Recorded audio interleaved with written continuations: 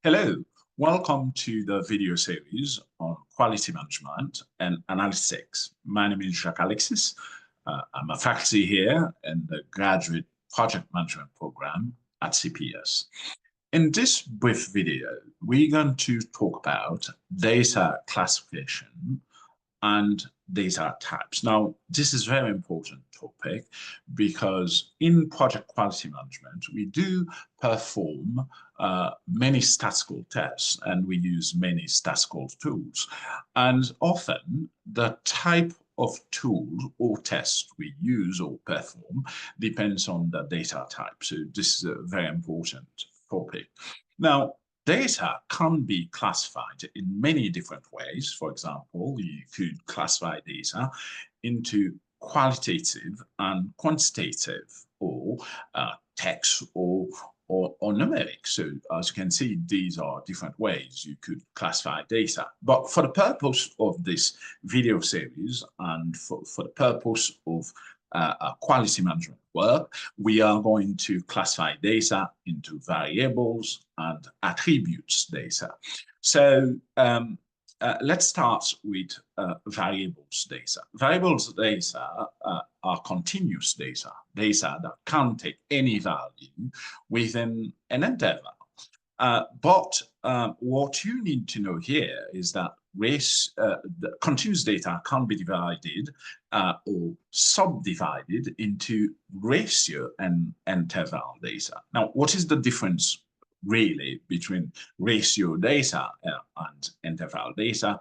The key difference is that ratio data actually have a meaningful 0 points, continuous data with a meaningful 0 point.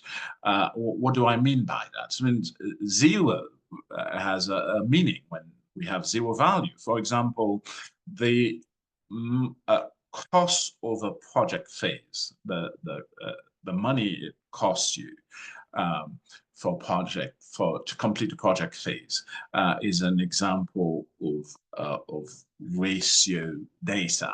Now, $0 means zero cost. So that's a good examples of ratio data. Interval data are continuous data that can take any value within an interval, but you can think about equal values within an interval. So in this case, what you need to know is that with interval data, you have a meaningful 0 point.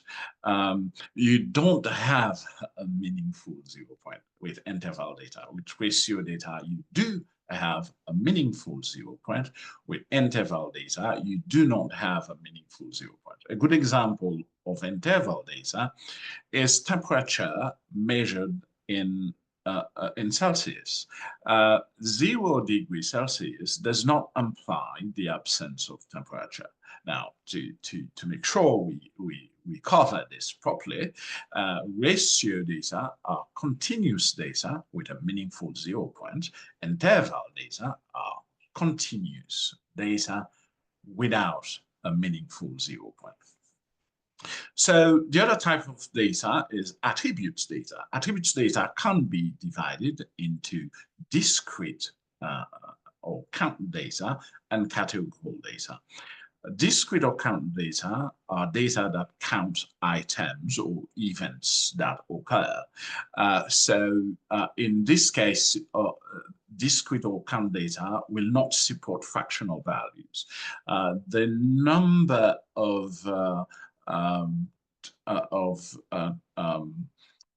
people in your team, for example, is a good example of discrete or count data, or the number of students in a classroom. So in this case, you can't have a decimal value. They must be whole numbers.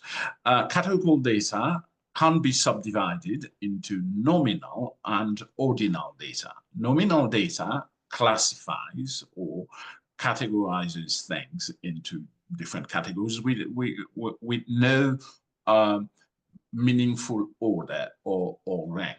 So, for example, yellow, blue, red are colors that are, here we're talking about nominal data, what with no particular order. Ordinal data, data that actually have a ranking or a meaningful order. For example, when you